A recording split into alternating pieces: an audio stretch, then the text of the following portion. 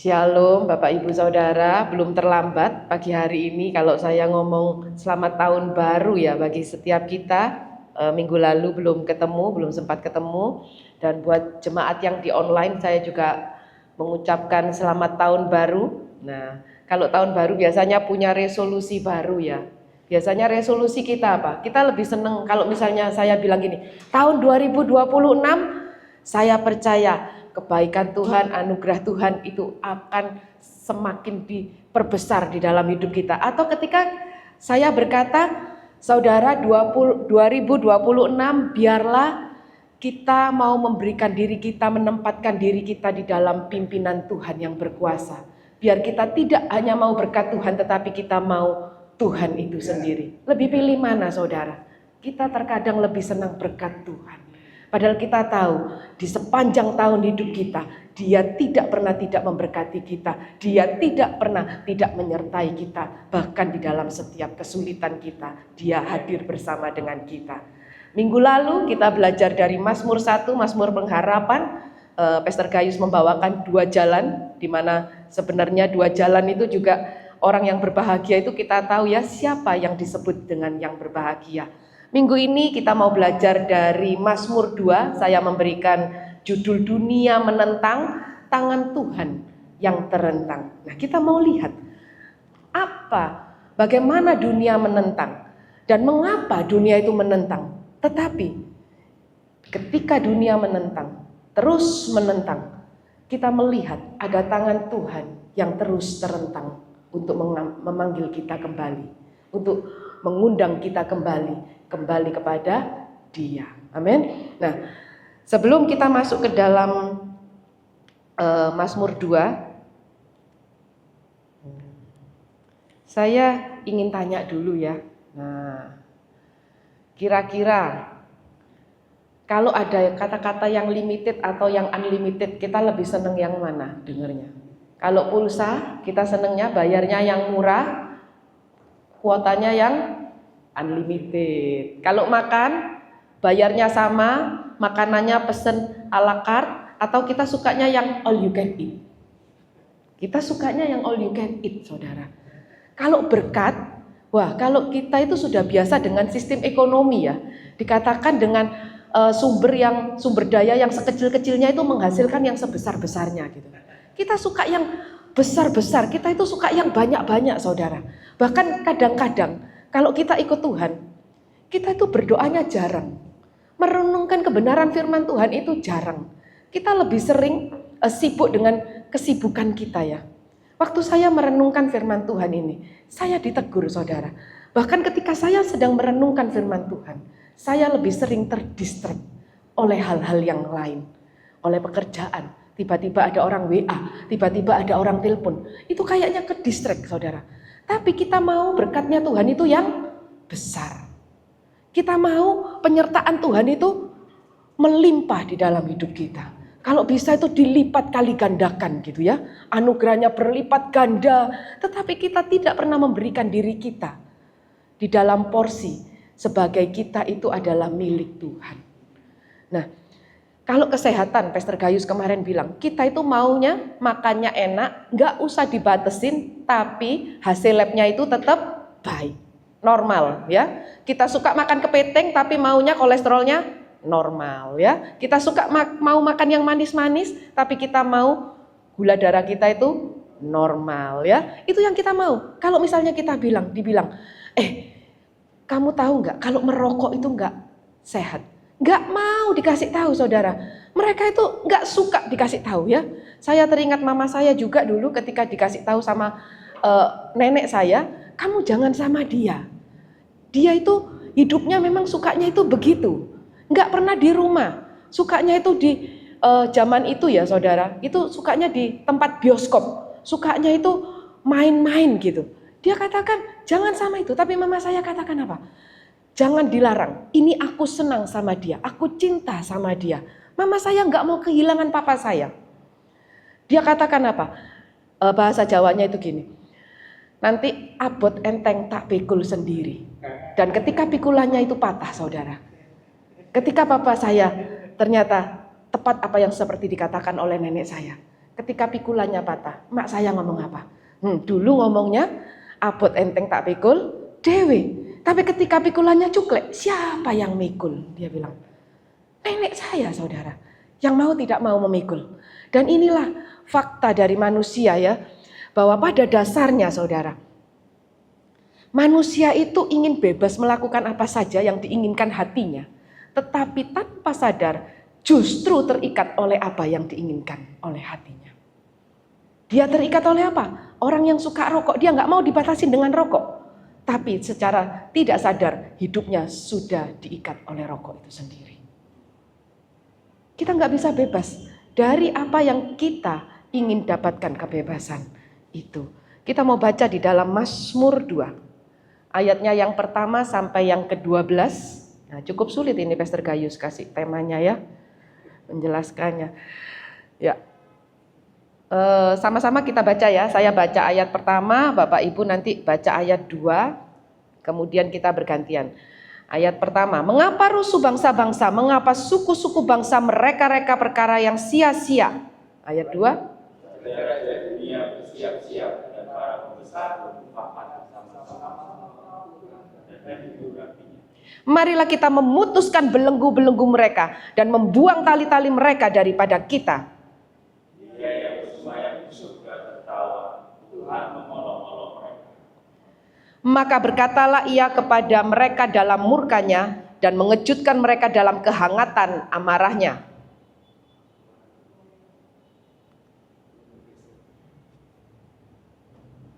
Akulah yang telah melatih raja di Sion, gunungku yang kudus. Aku mau menceritakan tentang ketetapan Tuhan. Ia berkata kepadaku, anakku, engkau telah kuperanakkan pada hari ini. 8. Mintalah kepadaku, maka bangsa-bangsa akan kuberikan kepadamu, jadi milik usahamu, dan ujung bumi menjadi punya. Engkau akan meremukkan mereka dengan gada besi, memecahkan mereka seperti tembikar tukang periuk. Oleh sebab itu, hai raja-raja, bertindaklah bijaksana, terimalah pengajaran, hai para hakim. Beribadalah kepada Tuhan dengan takut dan ciumlah kakinya dengan gemetar. 12. Supaya ia jangan murka dan kamu binasa di jalan, sebab mudah sekali murkanya menyala. Berbahagialah semua orang yang berlindung padanya. Amin. Terpujilah nama Tuhan. Berbahagialah kita yang sudah mendengar, merenungkan dan melakukan kebenaran firman Tuhan itu di dalam kehidupan kita. Nah, kalau kita lihat saudara, Mazmur 2 ini dinyanyikan sebenarnya itu di zaman itu dinyanyikan pada saat ada penobatan Raja Baru di Yerusalem. Ini merupakan lagu resmi ya dari zaman itu. Ketika ada Raja Baru diangkat, bangsa-bangsa kecil itu maunya itu dia memberontak gitu kepada raja yang baru diangkat. Karena apa? Biasanya raja-raja yang baru diangkat itu kan belum settle gitu ya. Jadi chaos. Nah, mereka itu ingin memberontak begitu. Nah, tetapi pemberontakan yang di dalam Mazmur 2 ini kita bisa lihat dari tadi yang ayat pertama sampai ayat keempat, kita bisa melihat bahwa dikatakan tadi suku-suku bangsa, bangsa-bangsa itu berbicara tentang bangsa-bangsa, suku-suku bangsa itu berbicara tentang orang-orang yang ada di bangsa-bangsa itu. Dikatakan ada raja-raja, raja-raja itu adalah pemegang kekuasaan dan para pembesar itu adalah orang-orang yang punya pengaruh, ya, punya pengaruh membuat satu kebijaksanaan di zaman itu. Tetapi dikatakan bangsa-bangsa, suku-suku bangsa, raja-raja, pembesar-pembesar itu, mereka itu sedang mereka-rekakan perkara yang sia-sia. Karena mereka sedang melawan siapa? Melawan Tuhan dan melawan yang diurapinya. Nah, kalau kita lihat berarti ada satu kontras, yaitu ada pemberontakan dunia dengan kedaulatan Tuhan. Ya, kita dilihat di sini ada satu pemberontakan dunia yang terus-menerus dan ada kedaulatan Tuhan. Kalau kita berbicara tentang pemberontakan manusia ini kita percaya ini sudah ada sejak dari kejatuhan manusia. Di Taman Eden manusia pertama ya. Kenapa? Karena ini adalah natur keberdosaan manusia, saudara. Natur keberdosaan manusia ini itu ada di dalam hidup kita. Sejak manusia jatuh ke dalam dosa, dia ingin apa? Ingin jadi Tuhan. Bukankah ketika Hawa ditawarkan, kenapa kok Tuhan gak boleh melarang pohon pengetahuan yang baik dan jahat? Kenapa Hawa tertarik? Karena ia ingin jadi Tuhan.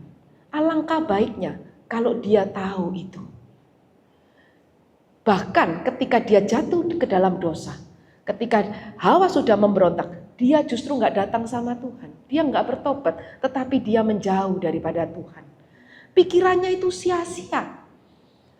Ya, ketika dia hanya ingin memikirkan, oh baik ya kalau aku itu tahu yang baik dan yang jahat. Kenapa kalau ini baik aku dilarang? Bukan pohonnya yang jelek saudara, tetapi keinginan hati kita itu yang salah. Sehingga kita itu dibutakan oleh apa? Pikiran kita itu jadi sia-sia. Memikirkan yang itu terus. Akhirnya apa? Hawa jatuh ke dalam dosa. Kenapa? Karena hatinya yang bodoh itu jadi gelap. Karena natur keberdosaan manusia. Dan hari-hari ini bukankah kita juga hidup di zaman ini saudara? Ada banyak begitu suara kegaduhan dunia yang memberikan menjadi syarat validasi diri bagi setiap kita. Kekayaan. Kalau kamu gak kaya, kamu gak akan punya kekuasaan. Gak adalah orang yang mau dengar kita kalau kamu gak kaya. Tanpa kekayaan kita itu kayaknya gak bisa keren gitu saudara. Ketenaran. Kekuasaan, kayaknya kalau nggak punya kekuasaan itu nggak bisa ngatur orang, ya. Kalau nggak tenar, itu kayaknya nggak keren. Kita itu seneng yang tenar, dipandang orang, wah luar biasa, populer, ya. Kemudian pada akhirnya apa saudara? Diri sendiri itu loh yang jadi pusat. Pokoknya itu harus aku harus kaya, aku harus tenar, aku harus punya kuasa, aku itu harus populer. Tapi tanpa sadar. Ketika kita mengejar semua ini saudara, kalaupun kita bisa kaya, apalagi kalau nggak kaya kita dikatakan itu ngenes ya saudara. Apalagi kalau kita nggak bisa berkuasa, nggak bisa populer, nggak bisa tenar saudara, nggak terkenal katakan. Tetapi tahu saudara, apapun pada saat sekalipun kita berhasil, semua hal yang kita kejar, hal tersebut itu adalah kesia-siaan. Karena apa saudara? Semua itu adalah, akhirnya itu adalah cuma kematian. Saat kematian datang, apa yang kita punya? Kekayaan kita, ketenaran kita, kepopuleran kita, kekuasaan kita, semuanya kita tinggal. Kalaupun orang berkata gini, paling enggak kalau aku kaya, aku tenar, aku populer, aku matinya itu bangga. Misalnya ya. Tapi saudara tahu, berapa lama kebanggaan itu? Di turunan ketiga aja saya masih bisa menceritakan kehebatan nenek saya. Bagaimana nenek saya itu luar biasa gitu. Tapi anak saya nggak tahu saudara apa yang dilakukan, nggak tahu. Apapun kehebatan yang sudah dilakukan nenek saya, pengorbanannya bagi anak saya itu biasa. Nggak ada artinya. Seberapa kita itu diakui di dunia ini. Ketika kematian itu datang, semuanya itu sia-sia. Bahkan dikatakan oleh Blaise Pascal saudara, dia katakan gini, manusia yang mencoba hidup tanpa Tuhan itu sebenarnya sedang mengejar bayang-bayang. Mereka menolak otoritas pencipta karena ingin menjadi Tuhan bagi diri sendiri. Tetapi mereka segera menyadari bahwa mereka adalah Tuhan yang gagal, yang tidak mampu menghentikan kematian atau memberikan makna hidup bagi mereka sendiri. Pada akhirnya mereka tahu bahwa mereka itu gagal kok. Jangankan saudara, nafas ya. Kalau pagi ini kita bisa bernafas, saya katakan itu adalah anugerah Tuhan yang besar bagi hidup kita. Berapa banyak hari ini orang yang sedang berjuang untuk bisa bernafas, mereka butuh oksigen juga. Tetapi saudara kita tahu, bahkan di saat mereka berjuang, saya percaya Tuhan itu menyertai setiap kita. Dia tidak pernah meninggalkan kita. Tapi tahukah saudara, kalau manusia itu ingin mengejar semuanya itu sia-sia karena kita nggak dapat melawan Tuhan.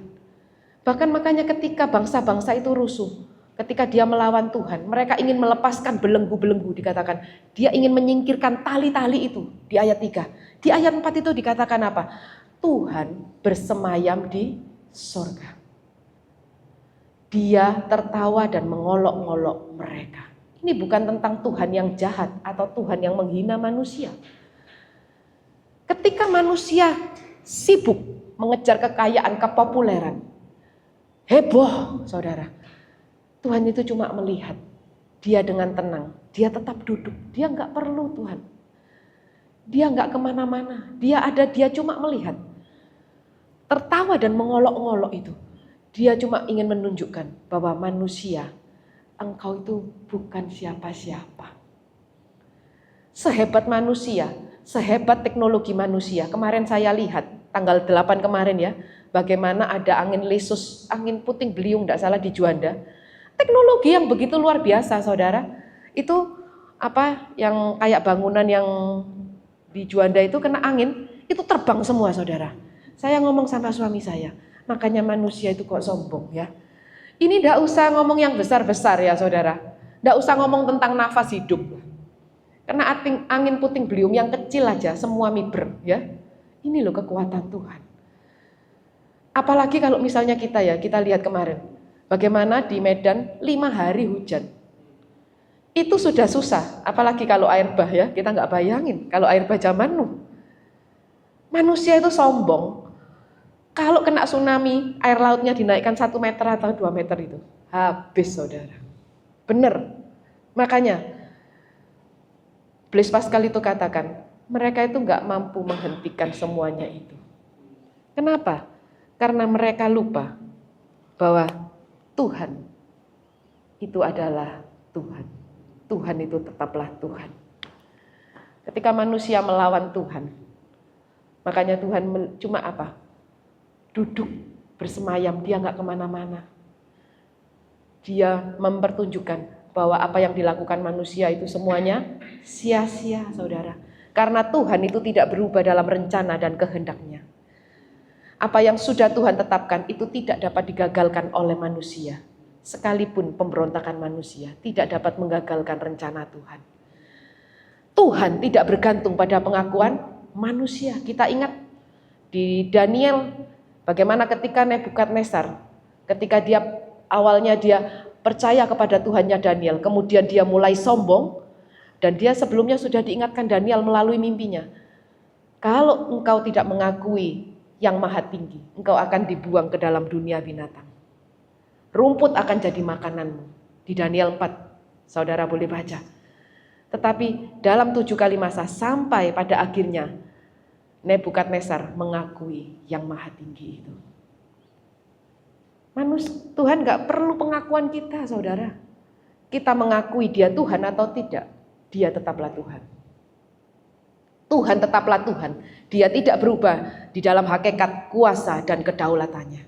Tuhan tetaplah Tuhan karena tidak ada hal di luar kendali tangan Tuhan. Amin. Ini yang harus kita ingat saudara. Dan Matthew Henry itu berkata seperti ini. Allah yang bersemayam di surga itu tetap tenang saat para raja di bumi berada dalam kepanikan dan kemarahan. Dia tidak perlu bangkit dari tahtanya untuk membela diri. Dia cukup duduk. Duduk itu menunjukkan sebuah posisi otoritas yang menunjukkan bahwa gerakan apapun dari pihak manusia itu tidak sanggup mengganggu stabilitas pemerintahannya. Dan kita lihat bagaimana di dalam Kisah Rasul kita bisa lihat bagaimana ketika Petrus dan Yohanes ketika dia memberitakan Yesus, ketika dia melakukan banyak mujizat, Petrus dan Yohanes ini ditangkap oleh tua-tua karena begitu banyak orang yang mengikutinya.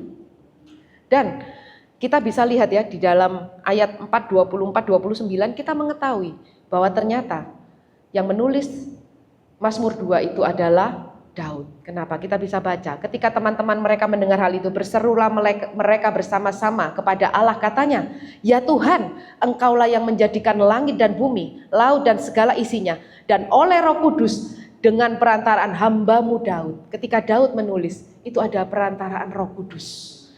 Bapa kami, Engkau telah berfirman, mengapa rusuh bangsa-bangsa, mengapa suku-suku bangsa mereka-reka perkara yang sia-sia. Raja-raja dunia bersiap-siap dan para pembesar berkumpul untuk melawan Tuhan yang diurapinya. Ternyata itu sudah dituliskan Daud. Bahkan sampai kedatangan Yesus, mereka tetap menentang Yesus yang diurapi, itu dikatakan ya. Nah, bahkan dikatakan apa? Sebab sesungguhnya telah berkumpul di dalam kota ini Herodes dan Pontius Pilatus beserta bangsa-bangsa dan suku-suku bangsa Israel melawan Yesus hamba-Mu yang kudus yang Engkau urapi untuk melaksanakan segala sesuatu yang telah Engkau tentukan dari semula oleh kuasa dan kehendak-Mu. Dan sekarang ya Tuhan, lihatlah bagaimana mereka mengancam kami dan berikanlah kepada hamba-Mu ini keberanian untuk memberitakan firman-Mu. Petrus dan Yohanes diancam tidak boleh memberitakan Yesus. Mereka sempat ditangkap tetapi pada akhirnya mereka dilepaskan. Pada saat mereka dilepaskan, teman-teman mereka itu bersyukur kepada Tuhan. Tetapi kita melihat pada saat Petrus dan Yohanes dilarang untuk berkata itu Yesus, mereka katakan apa? Terserah, engkau mau taat kepada manusia, kepada hatimu sendiri, atau engkau mau taat kepada Tuhan. Petrus dan Yohanes percaya siapa yang menjadi Tuhan di dalam hidupnya. Dia lebih percaya kepada Tuhan dibandingkan dia takut kepada manusia. Kita bisa melihat bahkan di tengah ancaman mereka boleh tetap tenang. Mereka tetap memberitakan Yesus. Sebab apa saudara? Ketenangan tidak kita temukan di dalam hilangnya tantangan dan persoalan di dalam hidup kita. Melainkan di dalam ketetapan keberadaan Tuhan itu yang tidak tergoyahkan. Kita boleh tetap percaya karena Dia tetaplah Tuhan. Mari kita renungkan sejenak saudara, apa yang kita percaya saat ini. Kita percaya fakta, apa yang dunia katakan, atau kita mau percaya kepada Tuhan. Ketika orang berusaha mengejar kekayaan sedemikian rupa, kalau misalnya diingatin, sudah sadar ya, ada banyak begitu orang hari-hari ini ngejar apa saudara, termasuk saya kemarin. Saya bingung tentang apa? Saham yang mulai bergerak, wah luar biasa ya. Saya itu dikasih bukti-bukti screenshot, Lin beli ini, naiknya banyak. Saya lihat saudara saya, wih kok banyak untungnya ya. Hati saya itu mulai bingung saudara. Nyiapin firman, tapi saya itu sebentar saya lihat saham saya. Berapa sahamnya ya, naik atau turun? Lama-lama saya bilang, sudah tidak ada pelurunya, sudah stop. Saya katakan, pelurumu banyak, peluruku sekian, aku nggak mau kejar, aku tutup. Karena ternyata hati saya itu, saya nggak lagi sibuk sama persiapan saya untuk sharing kebenaran firman Tuhan. Saya sibuk untuk lihat saham saya saudara. Gila saudara. Kalau orang katakan uang itu nggak bisa mengejar kebahagiaan. Iya dunia katakan apa? Kalau sedikit, coba kalau banyak ya. Kalau banyak bisa saudara, bisa. Tapi kita lupa. Tuhan katakan apa? Percuma kekayaan kita kalau nyawamu malam hari ini diambil. Apa gunanya semuanya itu? Ya, itulah yang harus kita pikirkan saudara. Kita mau dengar suara dunia ini atau kita mau percaya kepada Tuhan Sang Pemberi hidup kita. Amin. Dan kita mau melihat ada pemberontakan manusia, ada kedaulatan Tuhan. Ketika manusia, bangsa-bangsa rusuh, suku bangsa rusuh, raja dunia itu bersepakat, bermufakat dengan para pembesar ya. Kita mau lihat saudara, kedaulatan Tuhan. Kita mau lihat dulu, siapa raja dunia dan siapa Tuhan itu. Kalau kita melihat raja dunia itu di dalam kedaulatannya, dia itu menerima mandat berdasarkan kesepakatan. Otoritasnya itu sementara. Kalau raja itu sudah dipandang tidak oke, misalnya, wah raja ini nggak oke gitu ya, ayo digulingkan saja gitu ya, otoritasnya sementara. Terus raja dunia itu perlu rakyat untuk disebut sebagai raja. Kalau nggak ada raja, nggak ada rakyat, nggak ada yang dipimpin, siapa saudara yang mau bilang dia raja? Nggak ada ya. Terus raja dunia itu wilayah dan waktu kekuasaannya itu cuma terbatas. Dia tidak bisa memerintah di seluruh dunia. Dia hanya berada di wilayah tertentu saja. Kita bisa lihat perbandingannya dengan Tuhan. Kenapa dikatakan kedaulatan Tuhan? Karena Tuhan itu punya otoritas di dalam dirinya. Dia tidak perlu pengakuan atau pemilihan. Manusia, otoritasnya itu kekal. Dia tidak perlu manusia untuk menjadi Tuhan. Wilayah dan waktu kekuasaannya itu tidak terbatas. Bahkan ketika raja-raja dunia berlalu, raja yang hebat-hebat itu berlalu, sampai hari ini Dia tetap Tuhan yang memerintah kita. Amin. Dia tidak berlalu kekuasaannya. Sebutkan semua raja yang sudah lama yang sudah berkuasa. Mereka semua pada akhirnya sudah berlalu. Mereka tidak lagi punya kekuasaan. Tapi kita masih punya Tuhan yang berkuasa atas hidup kita sampai detik ini. Dan kedaulatan Tuhan ketika Dia berkata, ayat 5, ayat 6 dikatakan, ketika Dia berkata, di dalam murkanya, dalam kehangatan amarahnya, kita tahu bahwa kegaduhan dunia yang terus-menerus menentang itu tidak dapat menghalangi Tuhan untuk menyatakan kedaulatannya di dunia melalui raja yang telah Dia tetapkan, yaitu di dalam keturunan Daud. Kita bisa lihat siapa yang disebut dengan raja itu, saudara. Siapa raja itu yang dimaksud ya? Di dalam 2 Samuel, kita banyak baca aja langsung. Di dalam 2 Samuel itu, saya ceritakan aja ya, nanti saudara boleh baca ini. Itu diceritakan kerajaan itu sudah Tuhan kokohkan melalui keturunan Daud. Di mana Tuhan katakan, aku akan menjadi bapaknya dan ia akan menjadi anakku. Ini menunjuk kepada keturunan Daud. Bisa Salomo, tetapi ini juga berbicara tentang kedatangan Yesus sebagai manusia. Sebagai Mesias. Dikatakan apa? Tahtamu akan tetap kokoh untuk selama-lamanya. Kita tahu bahwa yang diurapi tadi adalah Yesus Kristus itu sendiri. Dan di dalam Mazmur 2. Di dalam Mazmur 2 kita juga lihat, saudara. Ketika dikatakan, aku mau menceritakan tentang ketetapan Tuhan. Siapa yang dikatakan dengan aku ini? Kalau kita baca, aku itu adalah raja yang sudah Tuhan lantik di Sion. Raja itu bercerita tentang ketetapan Tuhan. Artinya apa? Pada saat Tuhan berkata, pada saat Tuhan melihat, itu sebenarnya raja itu sudah ditetapkan. Raja itu sudah ada bersama-sama dengan Tuhan, yaitu Yesus sendiri.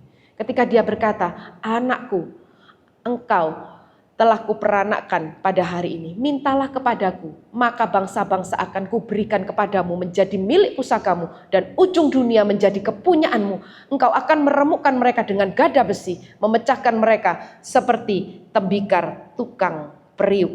Nah, kita juga bisa lihat apa yang dikatakan di dalam Ibrani. Karena kepada siapa di antara malaikat itu pernah dikatakan, anakku, engkau telah kuperanakkan pada hari ini. Aku akan menjadi bapaknya dan ia akan menjadi anakku. Di Ibrani 5 ayat 5 dikatakan, demikian pula Kristus tidak memuliakan dirinya sendiri dengan menjadi imam besar, tetapi dimuliakan oleh Dia yang berfirman kepadanya, anakku, engkau telah kuperanakkan pada hari ini. Ini adalah bukti-bukti bahwa Yesus itu adalah raja yang ditetapkan. Dia adalah anak yang sudah Tuhan tetapkan. Dan bahkan ketika Yesus setelah dibaptis, Matius 3, 16-17, sesudah dibaptis Yesus keluar. Pada saat itu langit terbuka, ia melihat Roh Allah seperti burung merpati turun ke atasnya. Terdengarlah apa, saudara? Inilah anak yang kukasihi, kepadanya aku berkenan. Ini yang menyatakan bahwa memang pemerintahannya itu tetap. Yesus ini adalah yang diurapi. Kemudian di Matius 28 berkata apa? Yesus mendekati mereka dan berkata, kepadaku telah diberikan segala kuasa di surga dan di bumi. Karena itu pergilah, jadikanlah semua bangsa muridku dan baptislah mereka di dalam nama Bapa, Putra, Bapa dan Anak dan Roh Kudus. Ini buktinya ketika Dia berkata bangsa-bangsa itu akan diberikan. Yesus berbicara ketika Dia berinkarnasi jadi manusia, Dia katakan apa? Segala kuasa di surga di bumi itu adalah milikku. Bahkan di dalam Wahyu, saudara. Ketika pada saat nanti dia datang menjemput kita.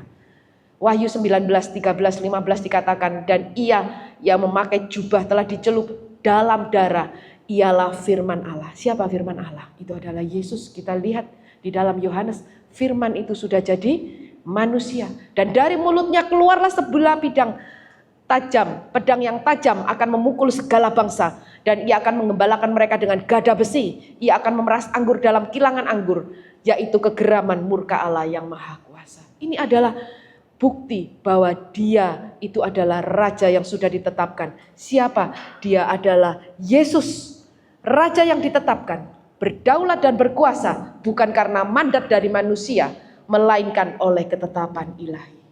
Kita nggak dapat siapa yang memilih. Kita nggak memilih Yesus sebagai raja, saudara.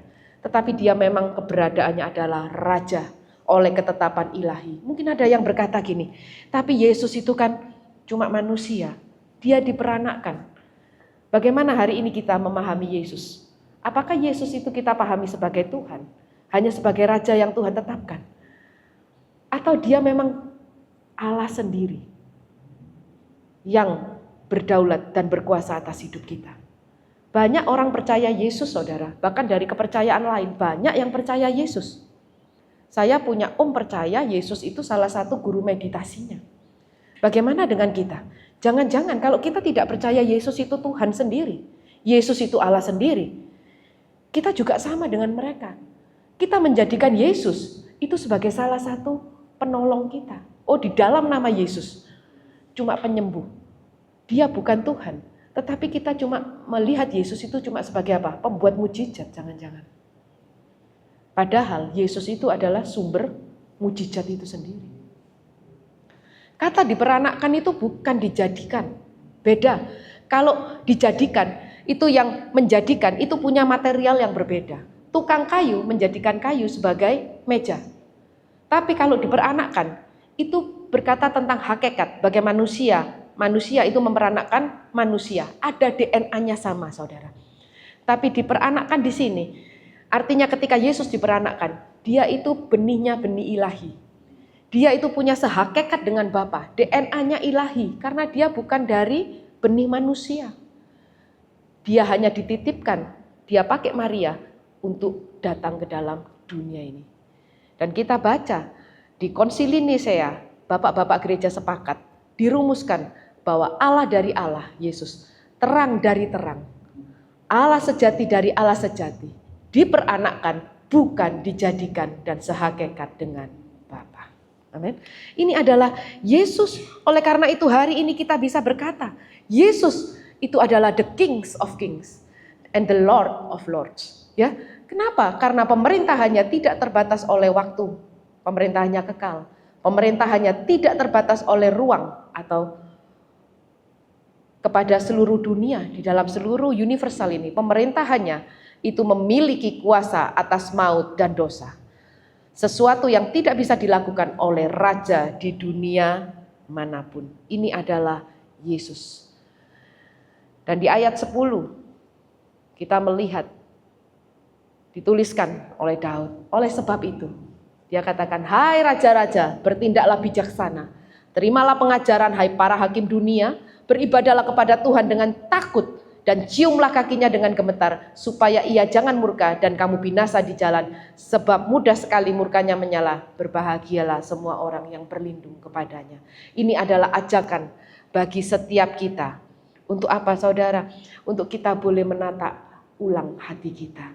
Kita boleh menjadi bijaksana. Kita tidak dibutakan lagi oleh cara berpikir kita yang sia-sia. Dimulai dari mana? Dimulai dari hati kita. Apa yang kita inginkan? Ketika kita bekerja, ketika kita berkomunitas, ketika kita melayani, apa yang kita inginkan? Apakah yang kita inginkan itu hanyalah untuk memuaskan keinginan kita, atau untuk keuntungan diri kita sendiri, ataukah kita memakai semuanya itu untuk kemuliaan Tuhan? Hati yang kita tata ulang itu mempengaruhi cara kita berpikir, yang bisa terwujud dari apa? Dengan dikatakan apa? Beribadahlah dengan takut. Kita dipanggil untuk beribadah dengan takut. Ciumlah kakinya dengan gemetar. Beribadah dengan takut itu bukan ketakutan. Bukan kita beribadah supaya kita tidak mendapatkan hukuman, tetapi kita beribadah karena kita tahu siapa Yesus. Karena Dia adalah Tuhan di dalam hidup kita. Dia pemilik hidup kita. Dia yang berdaulat di dalam hidup kita. Kita mencium kakinya dengan gemetar, itu adalah tanda ketaatan kita. Tetapi mungkin kita seringkali gagal, saudara. Dan satu-satunya cara untuk melayani Tuhan dengan benar itu adalah dengan menyadari siapa Dia dan siapa kita. Rasa gentar itu muncul saat kita menyadari bahwa kedaulatannya itu mutlak. Kita bersuka cita karena Ia adalah Raja kita, tetapi kita gentar karena Ia adalah Raja yang adil yang memegang gada besi. Ketika kita gagal, Dia dengan mudah sekali untuk menghukum kita. Dan sudah seharusnya memang kita itu menerima hukumannya.